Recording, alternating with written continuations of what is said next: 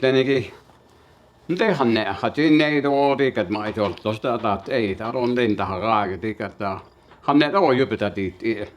Okoti han ne petit ikistä ei häti ja neneki ei sijastelto jaspa heitä haja hollon kohta ja tilta tahat noin ja taat lohta.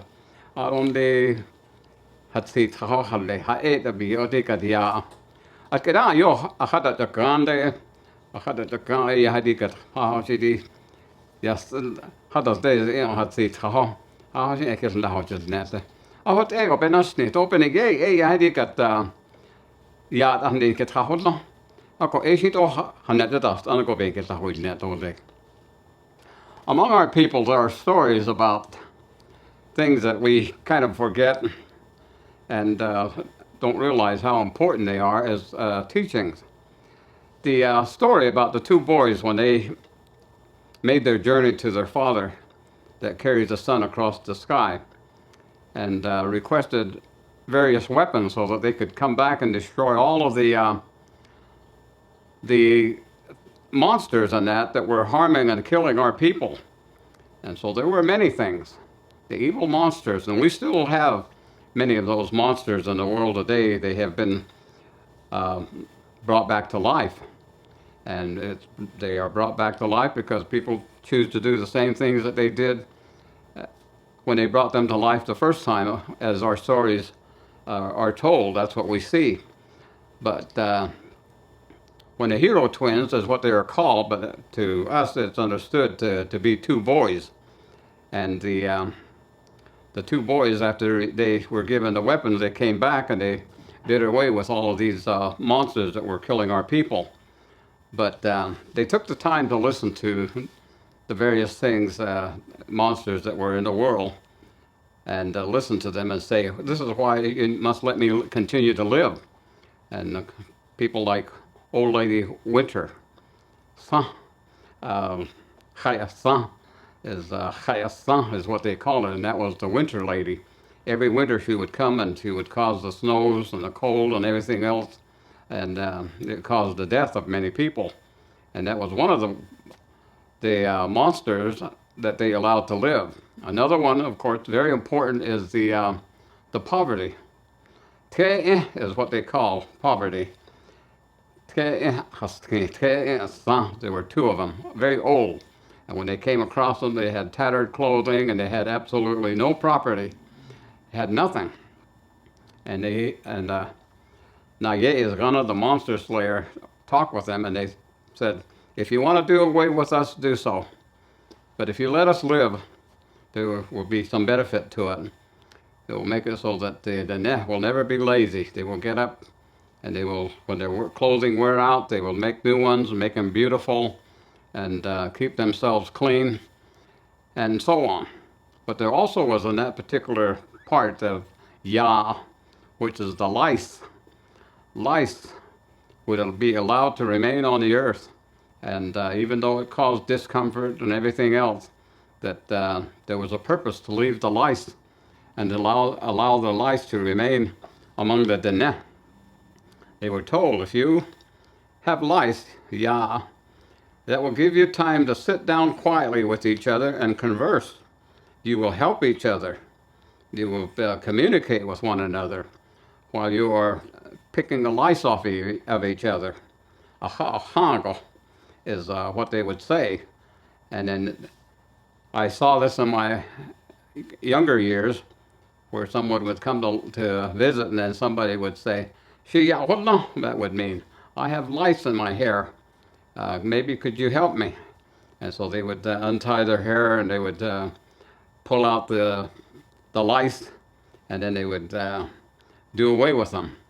And while they were doing that, they would talk about all of the different events going on and some of the things that were considered as problems and so on. And in later years, I understood that it was very important for that particular moment where relatives and friends and that could come together and actually care for one another and to take and pick the lice out of each other's hair and talk for several hours while all that was taking place. And the haka is what they used to call it.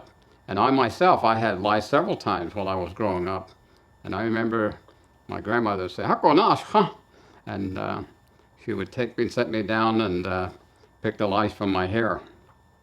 But when I went to school, the other thing they did there, they shave off all of your hair except a little bunch of it right here on the top of your front of your head.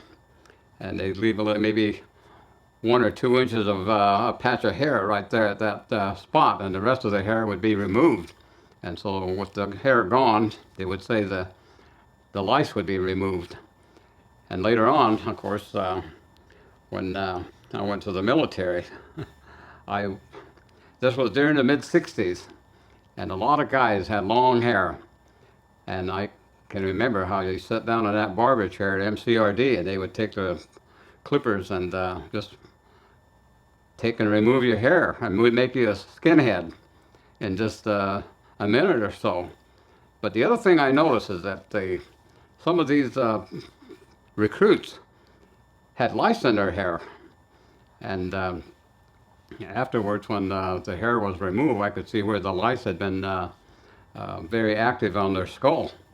And these people, some of them were from very rich and fluent families. And so it was that I understood that the lice was everywhere, and it didn't spare anybody. And I wondered a lot of times, I wonder if they understood that you sit and help each other by picking lice out of each other's hair. But I don't know if that happened. But it was that the teachings of our people is that help each other and talk to each other, talk to one another. And so when it was that the monster slayer was off killing all of the things that were bringing discomfort and illnesses and death to the net, that was the one thing that was allowed to remain with other ones that are very important in our life. So poverty is necessary so that our people will remember that they have to work and they have to be energetic and they have to take the time to provide themselves with the things they need. And the other thing is to keep themselves clean and to take care of the lice and to care for each other. And the things that they share while they're sitting and talking with one another is so very important. And that particular teaching is being forgotten in this modern time with all this modern technology. Every time I go anywhere onto the reservation, I see these young people with these their iPhones, and they're not talking with anyone. They are looking at this little piece of gadget, and it's distracting, and it's probably not very good information that they're looking at. And so we have to remember the teachings of our Dene is to take the time to serve one another and to help each other and to remind each other of the things that make us as Dene. And those are the things that we are told.